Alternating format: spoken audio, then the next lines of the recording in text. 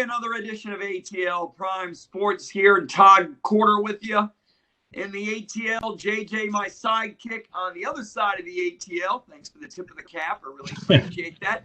Wayne, our trusty producer in Memphis. Guys, happy MLK Day. Yeah. How are you? Very good. Doing How well. about you, JJ? Huh? Well, you mentioned MLK Day. Well, on the National Basketball Association, it's pretty much their only national televised game, and you mentioned it, it's not even on TNT. Well, for the first half of the season, they were able to get the W today, 108-97 over the Timberwolves. Pretty cool. One of their jerseys was sent to the Vatican. The Pope blessed it in honor of social justice. I think it's great news. An Atlanta jersey way out there in the Vatican. Another cool sports story. Well, I don't know how cool it is, but UT, University of Tennessee, fired Jeremy Pruitt today, guys. AD Philip Fulmer resigned amidst a probe into recruiting violations. Fellas, lots of stories today. Lots of stories popping off everywhere. Yep. You're right. There are a lot of stories, and we might as well start there with a story coming up in our show. Today we've got two guests. Dave Cohen will come on in about 10 minutes or so. The voice of the Georgia State Panthers, who'll talk basketball with us. He's the voice of basketball, football, and baseball at Georgia State University, as with our Panther talk. And then about 20 minutes after that or so, we'll have Logan Lamorandier of Sports Illustrated, AllLions. He will come on and discuss the new general manager of the Detroit Lions, along, it looks like, a potential head coach in the near future. So we'll leave that there for you, and you can stew on that and chew on that if you're eating your dinner. And also, we've got to talk about these four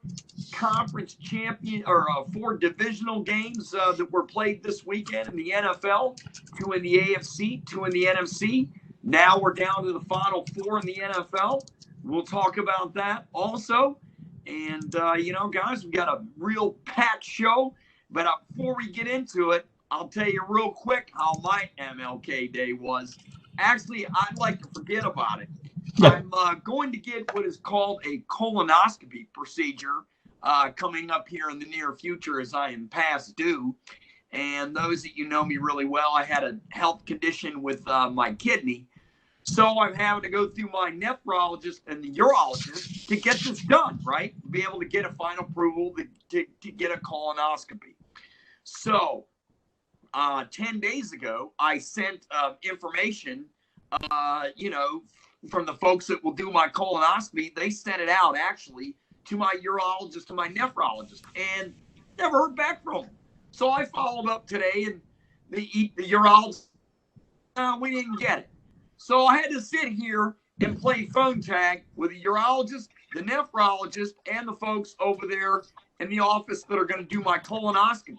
And I felt I already got a doggone colonoscopy already, and I even didn't have one. I mean, I got to go in 3 different directions, man. The left didn't know what the right was doing. And, I finally gave fax numbers and phone numbers and all this, and I got everything set up for the urologist. We're good. But the nephrologist, the situation is, well, I had a bunch of blood tests done when I had a physical a week ago. Well, now they said you might have to have some more blood tests. So now I got to see if it's necessary, if the blood tests they want me to do match with the blood tests I already have. So, guys, I already got my colonoscopy on MLK Day, thanks to these 3 companies from the left not knowing from the right in the communication process. What's that movie, My Cousin Vinny, when he said the communication process is broken down here? Well, my communication process was broken down, and I've already had the colonoscopy. I don't need another one. Yeah. So, anyhow, it's a little personal, but hey, why not? It's MLK Day and it's 2021. Your situation sounds like the one in Houston right now. All their star athletes want out. Harden goes to Brooklyn, and now Deshaun Watson wants out. It just sounds crazy. Nobody knows what he wants to do. That's an interesting story there. We'll find out if Deshaun Watson actually wants out. It'll depend on the new coach and GM that, eventually gets hired by the Houston Texans. But we'll see if it's all a bunch of noise for not. I'm sure my situation will get straightened out one way or another. I'll have to go get blood work, or they'll get me and they'll send me the stuff that you drink before you have the colonoscopy from CVS, and in one way or another, I'll get one. But I tell you what, I surely won't be reporting because I want to be stone cold out before anything goes in. Yeah. So anyhow, that's the way that is.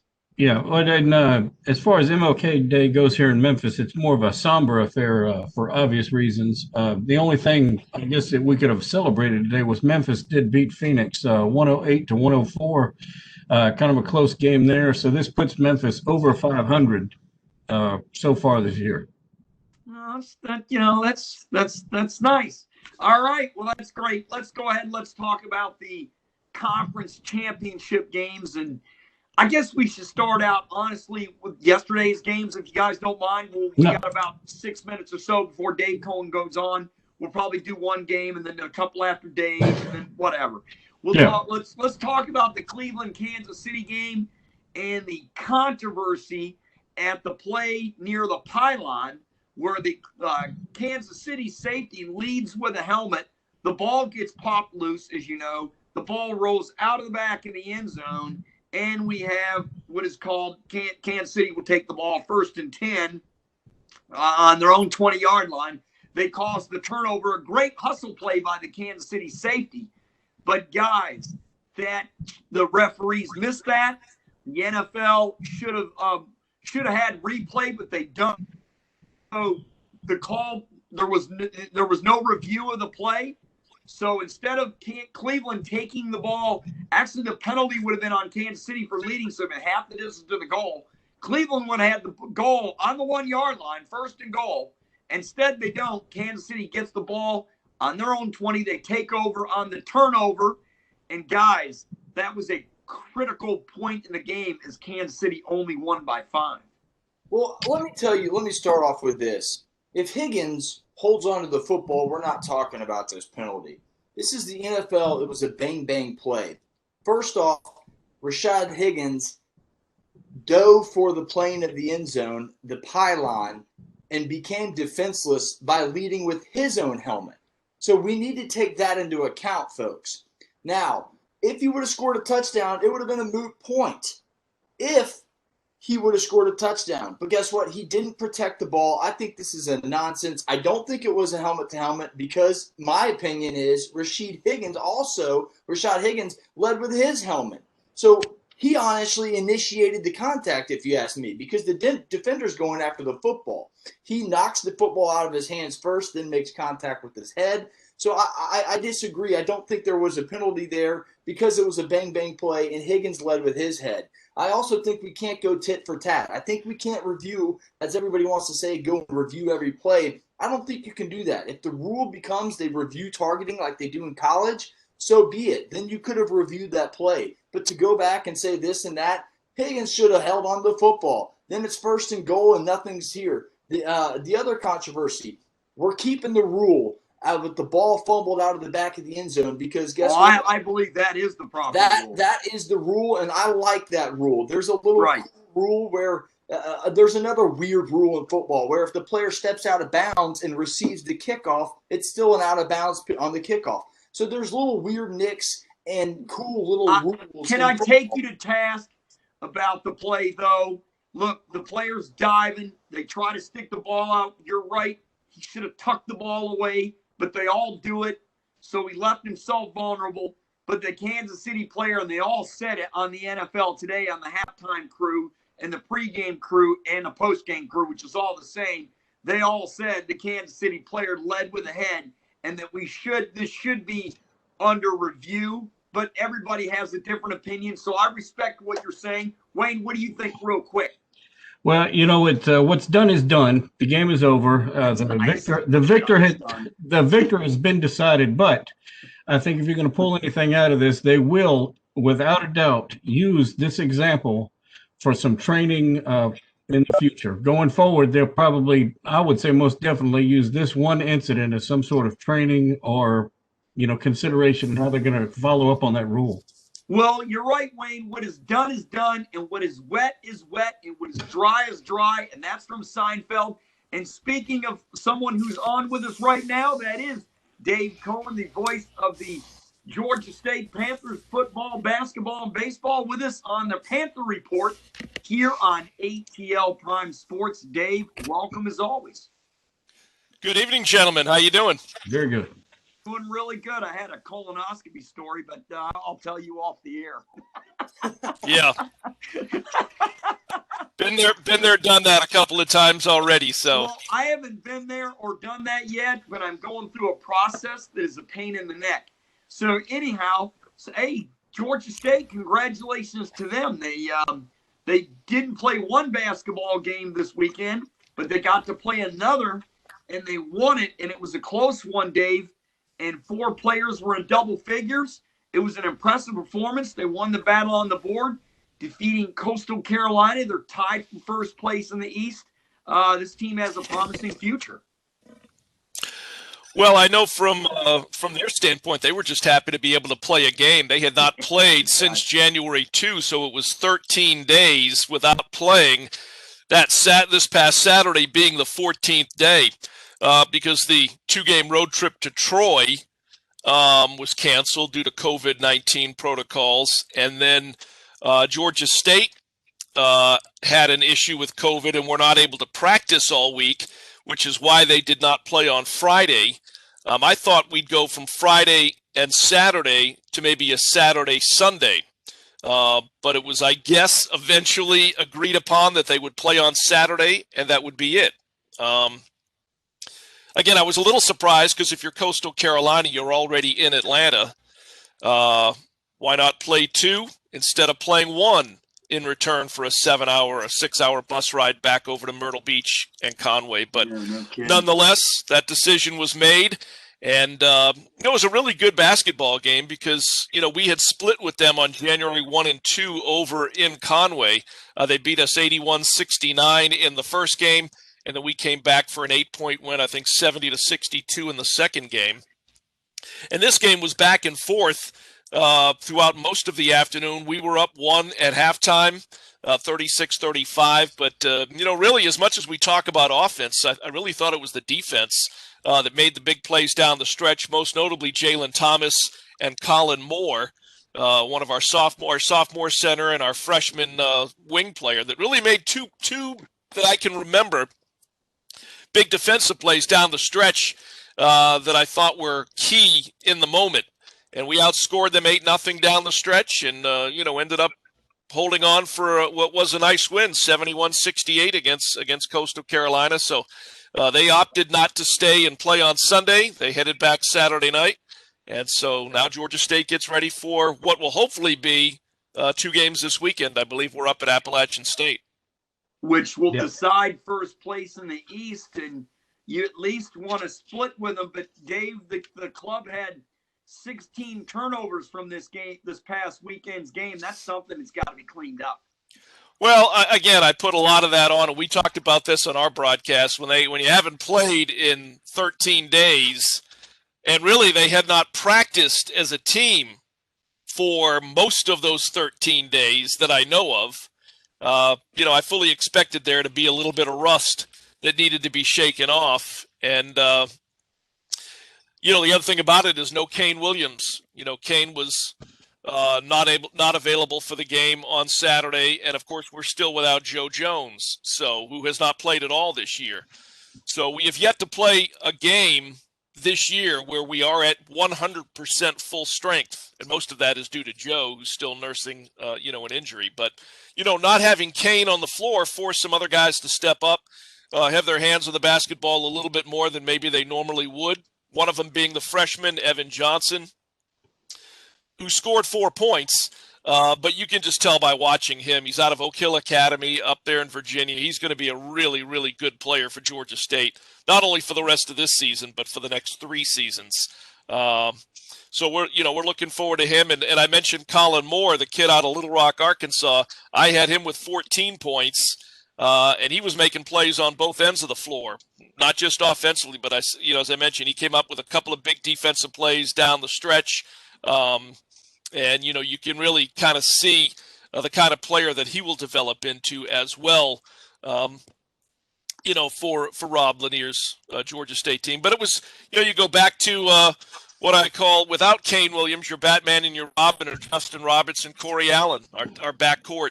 And, I had Justin with 14 and I had Corey with 15. So they kind of picked up some of the slack that, may have been there without Kane Williams being available. Yeah. Hey, did Allen get any time on the bench, or did he play the whole game? I don't have the official final stat sheet in front of me, but most of the time he's on the floor. Yeah. And what was the deal with that technical foul? Because I didn't really get to watch the game. I just kind of kept up with it on my phone. Well, the game got a little bit chippy there in the second half. I don't know what it was, because normally the only game that we ever get there's two games where it gets chippy annually for Georgia State. One of them is the obvious, right? It's Georgia Southern. Right. For whatever reason, Georgia State and Louisiana Lafayette are, in basketball, very, very chippy. Now, the two radio guys, we get along great. I've known him. I've known Jay since before we were back in the Sun Belt Conference. So the radio crews get along fine, but for whatever reason, Georgia State and Louisiana Lafayette, it gets chippy every year when we play them, whether it's at the Cajun Dome in Lafayette or whether it's at the Sports Arena in Atlanta. But this game the other day on Saturday, and it was really the kid that was seemingly caught up in most of it was one of their senior guards, Tyrick Dixon, who's a transfer from Middle Tennessee State. Right. That's when most of the yipping and yapping seemed to be going on, and he was the one that got hit with that technical. Yeah. But I just think it was probably a little bit too much verbiage in between plays. Yeah. Well, I wish Boyce would have done a little bit better, but I as a starter, I'm not sure he should really be starting at this point. I'm thinking that Noseem or whatever his name is maybe should be starting in his place. Eliel Saseme, yeah. Well, they played, yeah. He played a lot. Yeah, he did. Well, it was good to have him back because, he was not available. He and JoJo Toppin both were not available for the two Coastal games over in Conway 2 weeks ago. So it was good to have him back. Now, he had 6 points, but more importantly, he had 10 rebounds. Right. That's right. I thought it said 7 boards, Dave, when I looked at it on the stat sheet. Maybe I'm wrong. Yes, 6. When the game was over, once we were off the air, I was just looking at the final stats that were on the monitor, and I just quickly jotted everything down on the – I'm always doing my sheets. Yeah. Well, no, I understand. That's called covering yourself while you're doing the game. You got to be prepared. I do that myself. 14 points off the bench. That like you mentioned, huge guys stepping up that were not, that hadn't been accustomed to have to play. That's a mark of a good team. And Dave, this team may be a contender for the conference this year. No question. And I mentioned Jalen Thomas. I had Jalen with 12 points and 8 rebounds. So for the second consecutive game, he just misses a double-double. Yep. He's a different kind of player than Eliel Saseme. Eliel is, again, I've kind of, everybody's familiar with the Energizer Bunny. He's that kind of he's an Energizer Bunny rebounder on both ends of the floor. That's why he's top 5 in offensive rebounds in the country. Jalen is a little bit more of a finesse player at 6'10". They get their points differently. But they play very well off and with one another when they're on the floor at the same time. But, yeah, you mentioned I depending on what happens from here on out, I think it's going to be a really good race. Because of the virus, we're not going to see any of the teams in what has been turned into the western half of the Sun Belt. Yeah. So I'm going on a little bit of video. I haven't taken the time to watch their games. A lot of times they're playing while we're playing because everybody's playing on Friday night and Saturday afternoon. So, normally there's maybe an hour's difference between, the games at night on the western half of the league and on the eastern half of the league. But it looks like Louisiana Lafayette is pretty good again, as they usually are. Arkansas Little Rock, they were among the preseason favorites. I think their record, they've got about 7 or 8 wins. I think they were 7-6 or 8-6. Yeah, Texas State is 9-4, 3-1 in the West. Right. So you got Texas State. What's UT Arlington? They were another one that, they've always been kind of hanging around the upper half of what we'll call the Western Division. But this year, as long as everything goes according to plan, we won't see any of those Western teams until we get to Pensacola for the Sun Belt Conference tournament. Now, will you broadcast that tournament, or will you have to do it virtually? Well, the plan is to be there. We still have a little while to go before we get to that. But the plan is, at least as of, this past weekend, that we'll be there live and in person. But, a lot can change between now and then.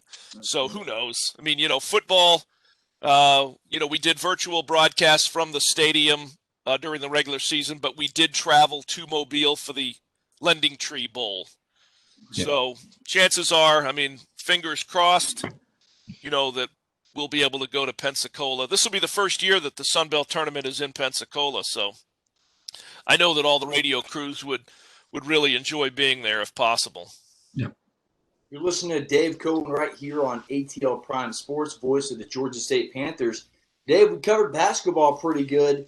Let's flip over to the football side of things. Spring football is not too far away. What's the news on that? Or is everything going to go on as planned? Or is it still going to be virtual? What are the players doing for spring practice? Isn't that crazy? The national championship game is not but a week old. We're already talking about spring football. Brought it up. Now, it never ends. 365, baby. I'm telling you, it never. There's never a respite. And for your viewing audience, if they're interested, every week we do the Panther Insider podcast. And this past week I interviewed Coach Sean Elliott. So, okay, we did about 40 minutes covering everything Georgia State football as kind of a wind down of 2020. But also a little bit about, what's coming around the bend in 2021. And, I think the numbers that, first of all, there's been a few things that have happened that you may or may not have heard of or heard about.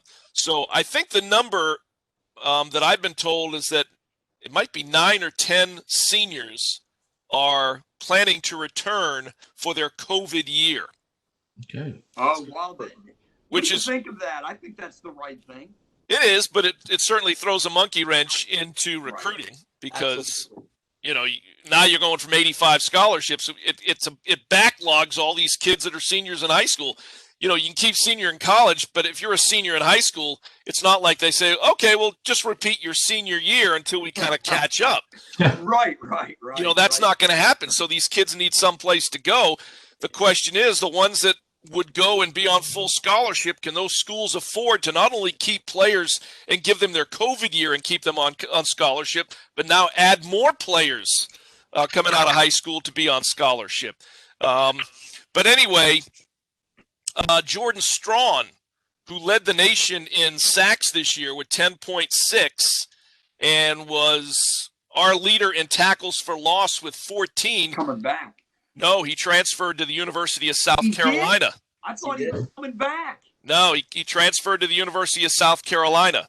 Okay. So at the same time, within 36 hours, we announced that we're getting a transfer outside linebacker in from Wake Forest. Right, okay. Right. Isn't that weird how that works? Whose name right now escapes me, but, so we lose one to South Carolina and we get one in from Wake Forest. It's like playing musical chairs with college football players. Hey, Dave, we're almost out of time.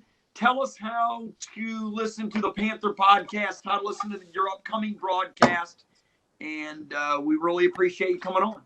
Yeah, my pleasure. Well, anybody that wants to follow me on Twitter, as you guys do, we all follow one another. It's at GA State Voice, at GASTATEVOICE. So I repost and retweet everything that Georgia State Athletics puts out there, pretty much. That's how I keep up with it. Yeah, exactly. You guys see what I'm doing. I see what you all do, and I love those guitars that you keep posting there, Wayne. Oh, okay. Well, I got four guitars right over here. All right. Well, good. So maybe we'll have Wayne get on here and do a little guitar. Well, he can. I'm sure he's a much better player than I am. Well, I get along okay. Yeah, but anyway, so Panther Insider Podcast, and it's going to get interesting here the next couple of weeks because we're on the 20th. We're coming up on the 20th anniversary of Georgia State's 2000 and what year? The 2001 NCAA tournament team, and it's coming up on the 30-year anniversary of Georgia State's 1991 NCAA tournament team, which was the first one when they played Arkansas. So we're going to be doing a series of podcasts where we have 2 and 3 former players on from each of those teams. Yep. To kind of reminisce. They play Arkansas? Was that 30 minutes of hell or 40 minutes of hell? Was that the 40 minutes of hell team? It was 40 minutes of hell. It was Nolan Richardson at the old Omni in downtown Atlanta. Yep. I remember that like it was yesterday. Yeah. So I've got a big poster of it hanging on the wall in my office downtown. Oh wow. Yeah. So that's pretty cool. Yeah, and the cool thing about it is I'm able to keep up with a number of those former players. Cool. Like I'm doing a podcast tomorrow with one of the freshmen on that. Actually, he was a sophomore on that team. Oh, okay.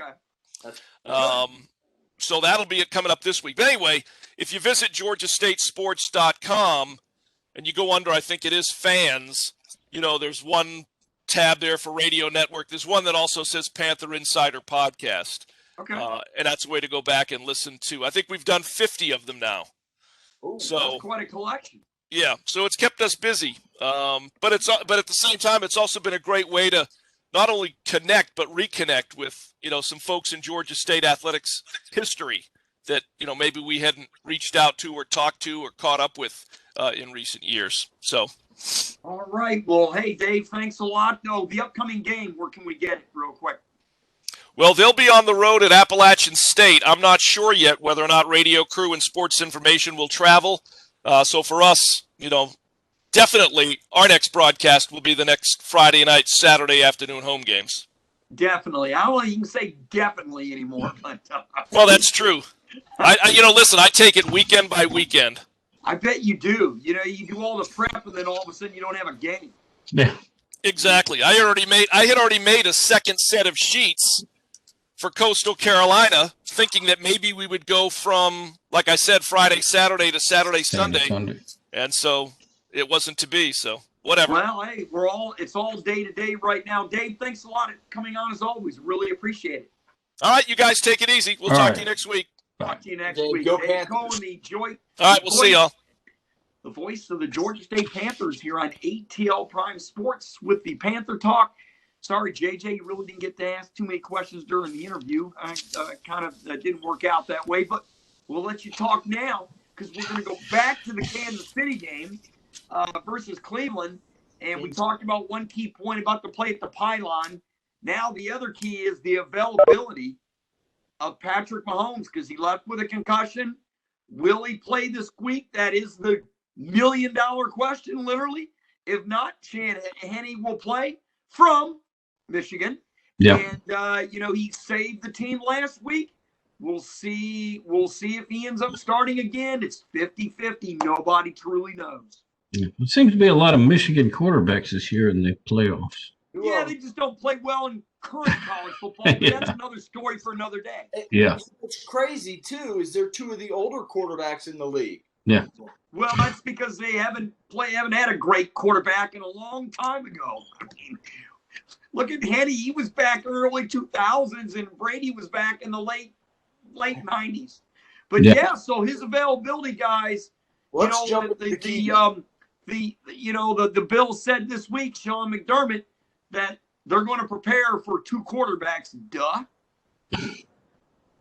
Yeah, don't ever not prepare for both quarterbacks in a situation like this. You always got to prepare. Championship scenario. Let's talk about the keys to the game. It is the AFC Championship. In my opinion, it's the hottest team in the NFL. The Bills have won 8 in a row. Yeah. Versus the number 1 seeded Chiefs.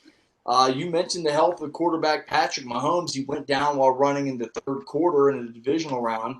Was ruled out immediately. Went to the sidelines, and I don't think I've ever gotten a quicker. He's out for the rest of the game. in quite some time. But he passed. What's weird is he passed concussion protocol at the stadium. Yeah, you know what? JJ was wobbly when they got him up, but he was flying out of the tunnel. Yeah, he flew back to the stadium to the X-rays. And you know what? Andy Reid said back in the old days. He tweaked something in the back of his neck. Right, and Andy Reid said of CBS. Oh, I'm sorry. Andy Reid said back in the old days that they would have put him back in the game because he had no concussion protocol back then. Yeah, but what I was saying is I get some reports from CBS Kansas City Radio of Carrington Harrison. They saying that he tweaked the. So if that's the case, that's going to be a serious injury. That's not going to be a concussion protocol thing. You had some breaking news today, though, that said he went back into concussion protocol. So this is the key to the game. We can go with some other points here, though. But that is the biggest key if he doesn't play. Go ahead, TC. No, you're right. It is the big key, of this coming game. And if he doesn't play, it just changes the dynamic altogether because Henny, even though he's not a running quarterback like Mahomes is, he did make the key play to almost get the first down to set up the fourth and short where, Andy Reid decided to roll Henny out and go for it, which was a gutty play. And everybody's the coaching's going, you got to punt the ball. They don't have any timeouts. What does he do? The unconventional thing. He looks like a genius, but if he didn't make it, the flip is script. Kansas City has a short field. They have a minute to play, and they can win it. So what guts, man? What guts?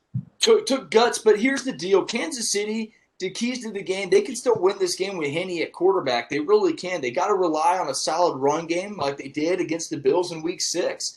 Patrick Mahomes had one of his least performances of the year in that week. Clyde Edwards-Helaire, he's questionable for this week. He had a big game, but they were able to rush the football and beat the Bills in Week 6. They're going to have to do a lot of that. They're going to have to run the football in between the tackles. They're going to have to chew up clock. If Mahomes isn't healthy, the Bills, on the other hand, they're going to have to do much of the same. Running back Devin Singletary must step up. He had 10 carries, 32 yards last time these two teams played. And really, Josh Allen, we all know he can play well. He needs a secondary receiver besides Stephon Diggs. Cole Beasley and Gabriel Davis, they combined 6 targets, 0 catches in that divisional round game. So big story here. Lots of keys to the game, but it is the biggest one. Mahomes all right. Well, we have Logan Lamorandier on ATL Prime Sports, the Sports Illustrated AllLions reporter.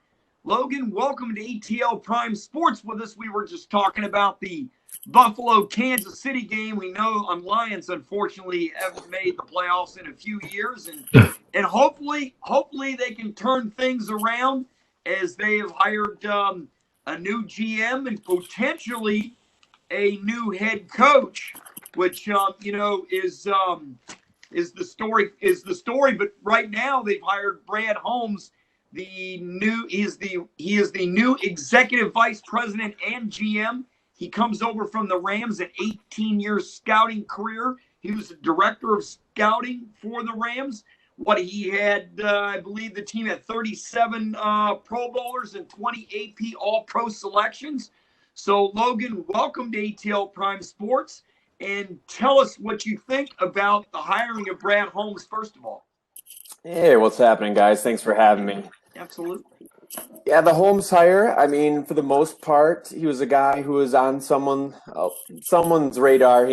Most fans knew of him a little bit later in the process, but I don't think he was a top choice for many. And I actually ran a poll on Twitter just kind of trying to gauge what they felt about the GM search and who they wanted. And Holmes wasn't even an option, and there was an other option, and that was around like 4 or 5%. So for me personally, the Holmes, I felt like the Lions really had to go for somebody who spent a lot of time, in the draft, college scouting, that type of area. I would have preferred someone maybe with a little bit more experience, but typically with retreads, they're usually on the open market for a reason. So do you want to take the experience, or do you want to, shoot for the moon and take a chance on somebody? So I don't I don't blame the Lions one bit for getting a guy that doesn't have a lot of experience. And really, when it comes to GM, a casual fan or someone sitting outside that's not privy to all the inside information, we don't really know what they're like in meetings or how they conduct themselves and all the dynamics of, really what goes on behind the scenes. And according to everyone that's kind of spoke out and talk about Holmes, he's a guy who they have a very in-depth process when it comes to drafting players. They rely on analytics. They just go all out for their draft, and it's a process like none other. So to me, obviously, he must have killed the interviews with the Lions. They're not just going to hire anyone just because. So that's something that us, from our perspective, we don't get to see and hear what's being said behind the interviews. And maybe he has a great plan, and he probably said all the right things that really inspired a lot of confidence in ownership and all the executives on down. Speaking of the process, Logan, it's a different process for the Lions this time. They've hired Chris Spielman to come in and help Ron Wood and company to make the right decision, the right football decision, because we all know they haven't made the right football decision in quite a while. So bringing Chris Spielman on and also having Barry Sanders in there, I think this changes the process and it makes it better for the long term. What did you think of that? It sounds like the Lions were much more thorough this time than they were last time. Yeah, and I did like that about this process compared to when, they hired a search firm, or not even a search firm, but they went to the NFL for help last time. They hired with Ernie Accorsi, and he found them Bob Quinn. And it really only sounded like he had 3 candidates lined up. And he's like, here you go. And they're kind of the top guys, the ones that everyone was talking about.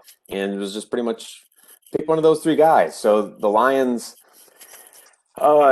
initially announced that they weren't going to hire any search firms, and they didn't hire a search firm. They just hired more people to their staff, and just a guy like Chris Spielman, who is a very unusual title for someone, just a special assistant, to basically all the owner, the chairman, all the different positions. So you don't really even know what he is, but obviously he has a voice, and I think that was good because when you look at Sheila Ford Hamp, she's new in her ownership. If you look at Rod Wood, he's admitted himself, even when he was hired just a few years back, he's not a football guy. So, so why are these people making football Even decisions? a football guy. When I read that, I almost fell over. Yet he's making decisions who to bring on.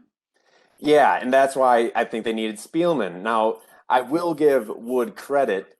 A lot of what he does is just the business side of things. He shouldn't be making personnel decisions. But when they fire the GM, he's the one who's left making the decisions. And that's why I'm glad they at least brought in Spielman.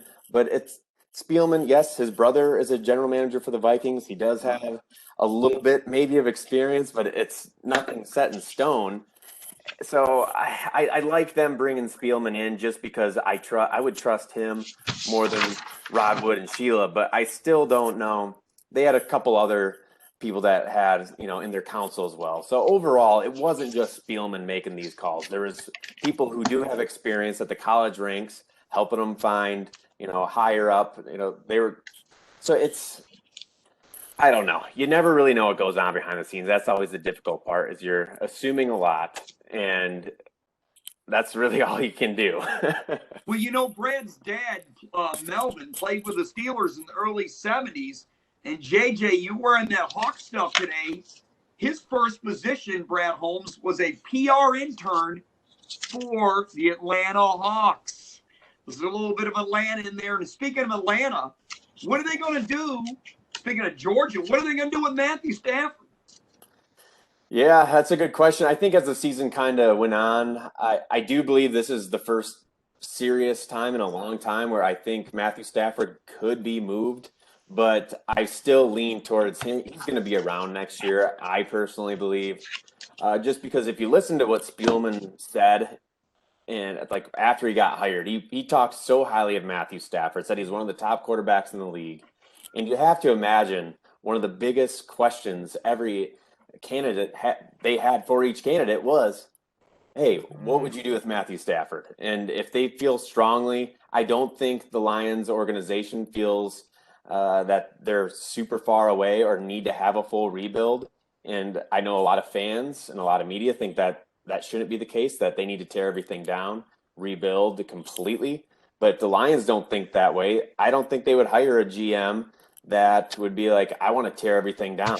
I think they're looking for someone who thinks they can build with the roster that they have, and whether it be realistic or not, that's what they need to say. So again, it's all speculation on my part, but I do feel like Stafford will be around next year. But I'm not. If it was up to me, I don't think the timeline matches up very well with Stafford, his age, and by the time the Lions are going to be able to compete, which is also coupled with Stafford's contract, which is going to be up in 2 more years. You're not going to get any more value for Stafford than you are right now, in my opinion. So if you're going to, I'm a big Stafford supporter myself, but if it's going to take a few years to rebuild and his contract's going to be up in a couple years and he's going to be 34, 35 years old, what's the point of doing that? So it's in a really tough spot. And if the Lions think that they can truly turn it around quickly, then go for it. But I wouldn't really call that realistic, and you have to look at it realistically. Logan, welcome back. Good to have you back, man. With the flying rumors around Dan Campbell's rumored hiring, what do you think of that hire? Yeah, it sounds like it's a done deal, and it should be announced on Wednesday. And it caught me a little bit by surprise. I know Campbell's been in the coaching carousel, kind of all the interviews, but has never been a head coach outside of his interim head coach in Miami days a while back. But it's just interesting because he's a tight ends coach. And I know he's an assistant head coach, but Right. as a tight end coach, how much X's and O's can you really have? And I know the Lions went from Patricia, who was supposed to be a big X and O guy and wasn't great at all, but then also destroyed the culture. So now I feel like the Lions are going complete opposite, where they want to build that culture is going to be key. That's the most important thing. It's paramount. And then the X's and O's, get your coordinators, get a strong staff in place and kind of let them run the show. So if that happens, he brings in some quality coordinators, maybe some guys with experience, then great. Let him build the culture, kind of turn that all around, and let someone else do, I guess, the more detailed coaching. But how can you really grade what Dan Campbell knows when he's never even been a coordinator before? And who knows? I think it's risky, but you know what? John Harbaugh was risky. He was never a coordinator. He was a special teams guy. If he brings in his own coordinators and he's got connections, he's been hanging around Sean Payton how to run a program. Maybe he takes it from Sean Payton's book, gets an OC and a DC, and just becomes being in charge and changing the culture. Maybe that's what Spielman and the Lions are thinking. Yeah, no, and it's worked in the past. And I always say there's so many different ways to win in the NFL. And I know that it's always like the trends, people want to follow the trends. But to me, I do just think it's a risk in a high-powered offensive league. And I guess he has been learning under Sean Payton, which is great, if he can bring that over. But we just don't know. And that's the coaching thing, that's always so tough. He was an interim coach in Miami and went 5-7. When was it? Joe Philbin was fired, I believe. Philbin, yeah. He went 1-3, and then he took over. So he does have some head coaching experience. But like you were saying, and I know JJ was thinking the same way over there, where he doesn't have any coordinator experience. But then again, neither did John Harbaugh. So they went through the thorough process. I'm sorry, JJ, what'd you say? Maybe it's a diamond in the rough. Have you heard any type of coordinators that are rumored to be coming in with him? I guess you could call them rumors, but it's pretty much just his connections, type of the connections. A lot of Saints, their defensive backs coach, or, Greg Williams, I know, has been a rumor. And it's just all about who he's been connected to at some point in his past. Yes, it's a rumor. I'm not saying anything, but I really do feel like they need to hit on those coordinators because maybe he is a genius and we just don't know it. He's always just been an assistant head coach or stuck at the tight ends coach position, and you give him a chance and he can do something. But how do we know that? He played for the organization. He played in Detroit for 3 seasons. Yes, He he was did. on the 0-16 team, I believe. Is that correct? Yeah, he was. Oh, golly. But maybe, we always thought, JJ and I used to say this because, JJ's a Georgia guy, and, they got Matt Stafford in here, and JJ always talked about the Bobby Lane curse. Maybe he can reverse the Bobby Lane curse because Matt Stafford went to the same high school Bobby Lane did. So the last time, the Lions went to the, won it all, maybe they can reverse the curse, but it hasn't happened. Like JJ and I said, we were talking about the other day, we love Stafford as a quarterback.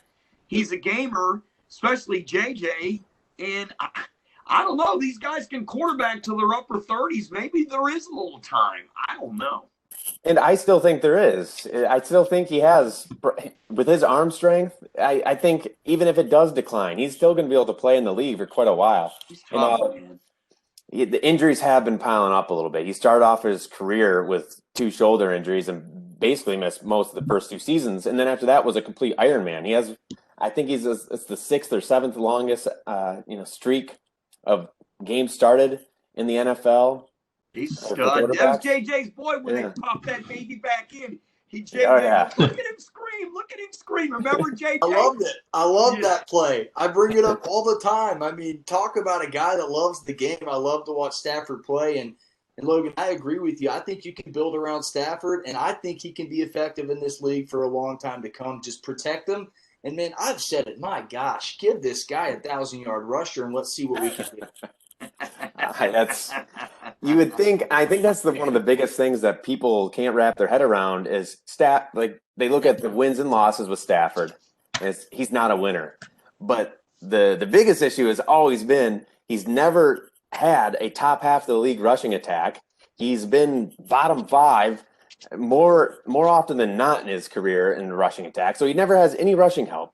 And then outside of one good year on defense, his defense is always way below average. So anytime you're asking a quarterback to win big games when you don't have a rushing attack and your defense is below average, it's just a recipe for failure. And people he's been in the league 12 years. Well, somehow the Lions have always had their passing game's always been what's carrying them and nothing else. Everything else is falling apart outside of 1 year when they had a good defense.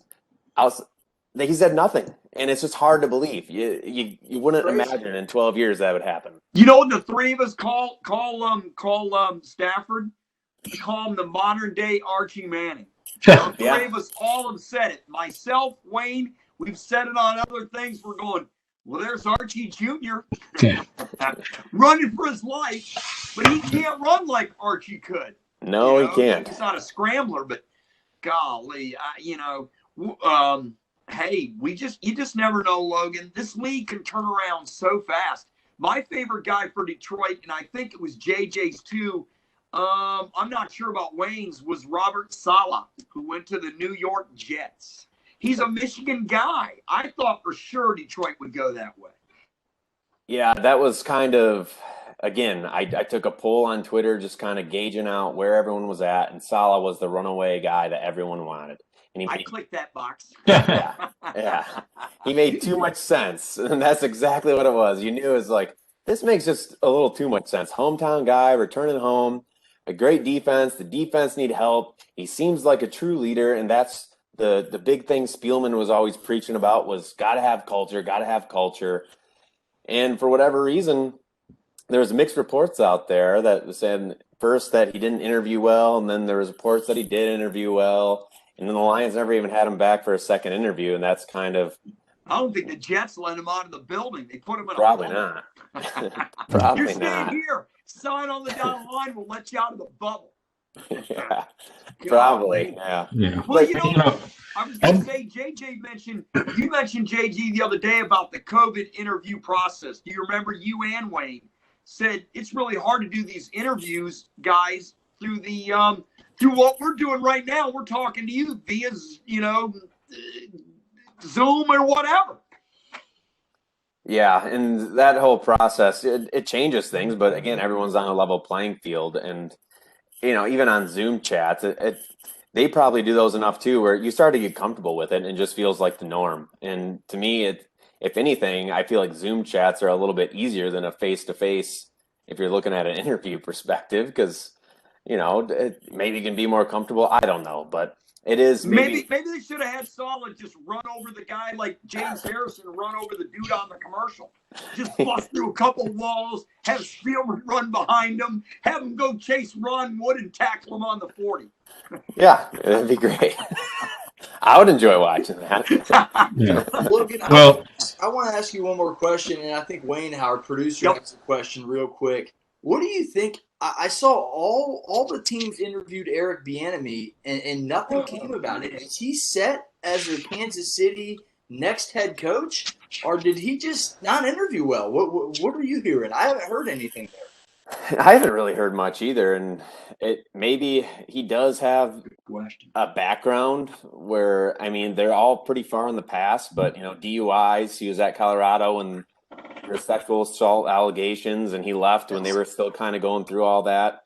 And you look at Andy Reid's offense, and when you have Andy Reid and Patrick Mahomes, I know Bieniemy deserves a ton of credit, but again, it's kind of how much credit does he get? What is how many offensive coordinators could succeed when they have Andy Reid and Mahomes as their quarterback? So I think I could call a couple good plays from Mahomes at that. yeah. Hey, they called a great play there to end the game against to put it away against Cleveland. But I wouldn't have done it. I would have punted, man. That took guts. Especially passing the ball with Henny. That's But Henny was a great quarterback at Michigan. He probably practices a lot. He warms up. I mean, the guy still got it. Wayne, I'm sorry, you got it. You had a question? it's not really a question, just a comment. I've got a lot of musical association friends up in the Detroit area, and I will tell you, they are absolutely hungry for some football success up there. So you're gonna have the fans behind whatever hire or whoever they've got. They just have to prove themselves to be worthy of the fans' adoration, I guess. Yeah, and for how much failure there's been in Detroit, for some reason there's still always a ton of optimism. And I probably fall into that category too, where even though I don't necessarily like the Dan Campbell hire, I don't think it was the best option, I'm still in the wait and see and, Me too. cautiously optimistic about it. I will always give him a chance, and even with draft picks or free agents where I'm not super high on, I'm like, okay, well, they're in the NFL. There's people are making those decisions that are way smarter than me, probably. So let's give it a chance. So I'm always open. And once the Lions, when they do eventually turn it around someday, it's going to be wild. Going to be I can't a even miracle imagine. from Jesus is what it's going to be. And I'm a season ticket holder that goes back to the Silverdome. My dad and I had season tickets for years. I'm from the Flint area. And I tell you what, my timing is horrific because I told JJ this story. He laughs every time I tell him that. I think Wayne's heard it too. Yeah. Where I gave up my season tickets and I moved here. The next year they went to the NFC Championship game and got beat by Washington at Washington. And my wife said, I remember driving down. I said, the Lions are really good this year. I gave up the season tickets. She goes, yeah, they'll probably go really far in the playoffs now that you're not, going to the games. And sure enough, they beat Dallas for their only playoff win since like in the early 60s and late 50s. And, golly. But, I gotta end it with this. And it just hit me, actually. Dan Campbell, actually, there was a story out in the Free Press where a Free Press reporter, Campbell made some comments when he was at Texas A&M, some homophobic comments. And then Karma came around and found out this writer from the Free Press made the same comments, but it's okay. It's a double standard. I'm really sorry, but oh, by the way, we can't hire you. Yeah, I didn't really understand that story. I get they're trying to, and it's not a good look. They're kids. They make mistakes, and all the Twitterites are, typing up there, oh, you can't hire him. And I'm like, he was a kid. He was a college kid. We all make mistakes. We don't even mean it. I mean, golly. I mean, just ridiculous. Yeah, I haven't really been. I saw the story initially. I haven't been paying attention to it recently, but I couldn't believe. Oh, hypocrisy just kills me. Yeah. Hey, Yeah. I'm really sorry. I can still keep my job in the free press. Oh, but by the way, we can't hire you as the Lions head coach. It's like these guys in Detroit, they want it, not you. They want to dig up something. They dug up something on Patricia, and now they're digging up something on this guy, and he's not even the head coach yet. Well, that Patricia story was probably one of the biggest stories that, they've had the past 10 years. So, if they could have a redo of that, I'm sure they would take it. Oh, they would. Logan, thanks so much for coming on again. And where can folks get a hold of you on Twitter? Check out your articles and all that. Yeah, thanks. I really appreciate having me back. Always a good time. But yeah, Twitter, it's at Lamorandier, and that's spelled Lamorandier. I know it's not easy. Hey, I did it right tonight. It's got to be someone. Yeah, so same with usually just type in that last name and it pops right up. Same with Instagram, Facebook, and then SI AllLions. Well, Wayne's got some Lions colors on tonight. Well, sort of. Yeah.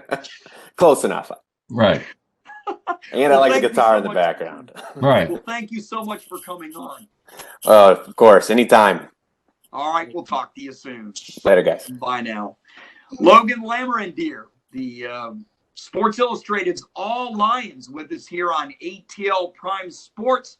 Really enjoyed the conversation with him as always. We'll have him back on sometime in the near future. And guys, we've kind of running farther than we thought to, but that's okay. We'll take our time and let's talk about the games. JJ, you mentioned the keys to the Buffalo, the Buffalo Kansas City game going up. We talked about that. Let's go to my favorite game. I have to say it was Tampa Bay and New Orleans, and Tom Brady now 14 wins in the divisional round versus 2 losses. This will be his 14th championship game. That's more than most franchises.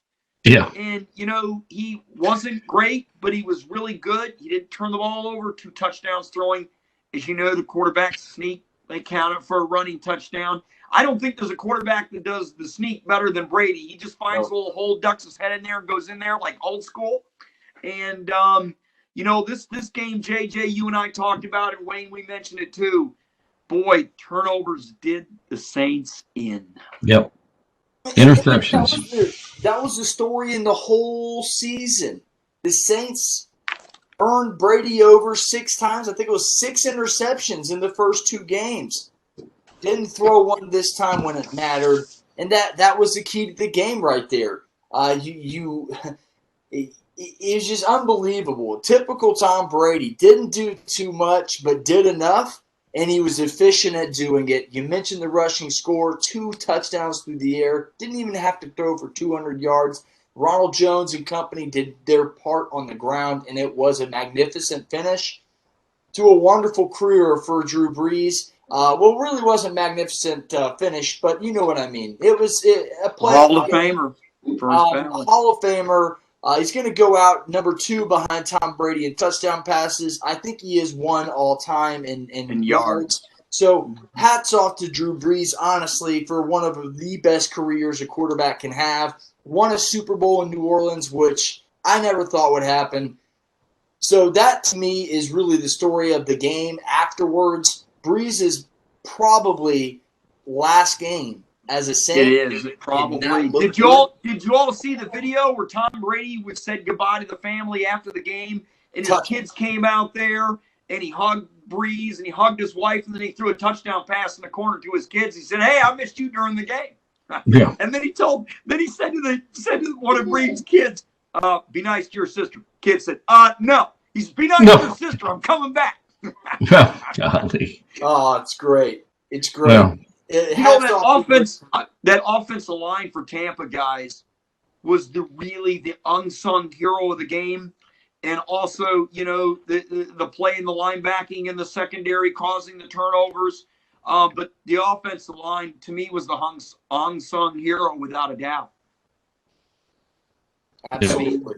They were balanced. They were really balanced. And all right, let's go. We've done that one. Let's go over to Baltimore. And Buffalo, and guys, the pick six for 101 yards by Buffalo Yep. against Jackson. Guys, that was the play that did the Ravens in. They were driving to tie it. Well, and also it didn't help late in the game. Lamar Jackson was also concussed and left the game as well. But at that point, really, you question the Ravens' offense. In playoff games, they're averaging under 15 points a game with Lamar Jackson at the helm. That is the problem. You can't go into a playoff game and score 3 points and expect any good outcomes. So that was really the difference. The Buffalo Bills played great, probably their best defensive game of the year. Give credit where credit's due. Defensive line came with enough pressure to make Lamar Jackson get out of the pocket. They extremely well. Kept them in check the entire game. He was in there and held him to 34 yards rushing. We mentioned the pick six by Terrion Johnson for 101 yards. You hold Lamar to 34 yards, Wayne. You've done a great job. You've kept him from getting out of the pocket. You've kept your lanes on the defensive line. Yeah. Well, Buffalo played a great offensive game too, though. They did. It didn't have to do much, but Stephon Diggs, over 100 yards. I told you he was going to be the best player on the field that day, and he was. You know what, though? They did a good job holding him overall in check. I mean, the defense was good enough for Baltimore to win.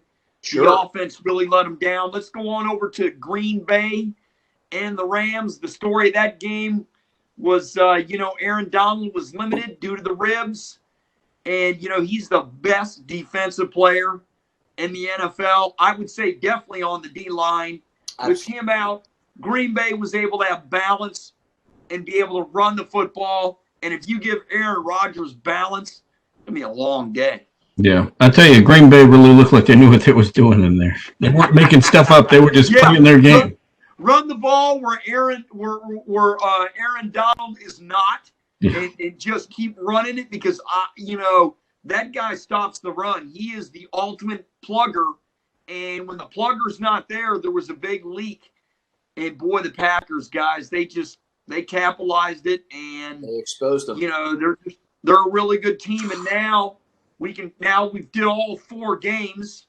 NFC Championship. Yeah, the NFC Championship coming up. We'll go into it deeper on Friday. On ATL Prime Sports, we'll be live on Blog Talk Radio. You can call in at 1-347-205-9631 and listen in, or you can go www.blogtalkradio.com and you can listen in. You can throw some comments in to Mancini out in Los Angeles, Mark Mancini. He'll be glad to answer them. Our producer Wayne will join myself and JJ on Friday. And that time is between 1 and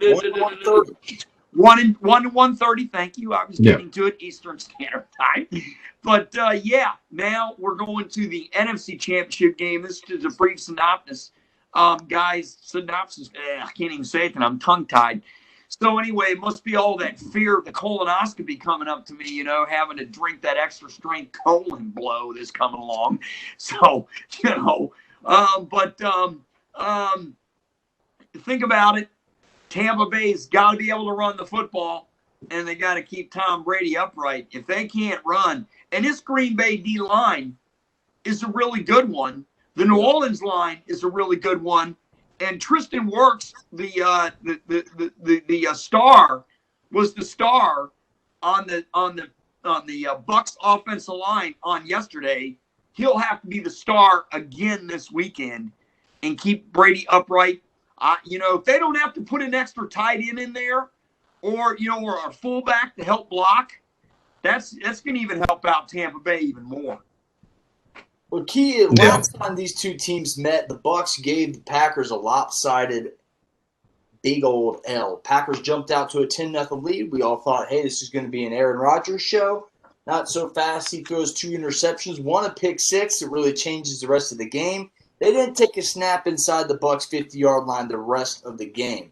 That was then This is now. That was also Aaron Rodgers' worst completion percentage of the year. It was under 50%. But here's the biggest factor. The Bucs have been able to force, I believe, 5 or 6 turnovers in the playoffs alone. They forced 25 turnovers during the regular season. That was 5th in the NFL. This is the key to the game. If the Packers do not turn the ball over, they're 11-0. And that, to me, is the key to the game. If A-Rod is on, he does not throw picks. Aaron Jones rushes the football effectively and does not fumble. I think the Packers. And, guys, you've got to get to any great quarterback. I don't care how damn good your secondary is. You've got to be able to hit that quarterback. You've got to make him rush. You've got to get him out of his comfort zone. The only problem with Aaron Rodgers is everywhere is his comfort zone. He can roll out left or right and stop and throw that bick down the field with no problem. But you got to hit him. You got to get to him. And the Tampa Bay D-line, they really didn't get to Drew Brees very much on Sunday. And I think that, Green Bay's O-line is really good, even though they're missing their left tackle. They're going to miss him for the playoffs because the number one guy, he got hurt in the regular season. And, he's out. So, they had to patchwork there, but you wouldn't know it. Green Bay's offensive line keeps Rodgers upright, and they run the football. And to me, Tampa's D-line has got to have a great game. They just got to have a great game. They have to win the battles up front. It's going to snow. It'll be in the 20s. And, Brady's played cold weather games all his life. I don't think the weather affects him. Shouldn't be a factor. The weather should not be a factor. And Ndamukong Suh it'll be cold. It'll affect me. I'm cold thinking about it. You're absolutely right about that. And Ndamukong Suh and that Tampa Bay defensive line will be the X factors in the game. Here's another thing. This Packers offense it's legendary. They tied the NFL record for most 30-point games. That's going to be the real efficient factor here. They didn't do defense. That's right. They get 30. That's right. Kansas City, they scored 30 points in every playoff game under Mahomes, and they didn't get it and still won. But now the Packers, Mr. 30, is coming up. Look what San Francisco did last year to Green Bay. They stuffed the run, and then they came after Aaron Rodgers. That's what Tampa Bay's going to have to do. But their defense on the line, I don't think is as good as San Francisco was last year. We're going to have to leave it at that. We got a couple news and notes from Wayne's team, the Falcons. We are here on ATL Prime Sports. It's all our team, but it's really Wayne's team. And, well, JJ, you're a homer too. So, and there's nothing wrong with that. Arthur Smith was hired from the Titans, comes over as the OC coordinator to the Falcons.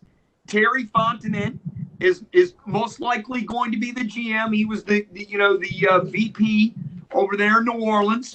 And also the Falcons today have interviewed wide receivers coach Friesman Jackson for their OC job to be Arthur Smith's offensive coordinator. So we've got Arthur Blank as the owner. We got Arthur Smith as a coach.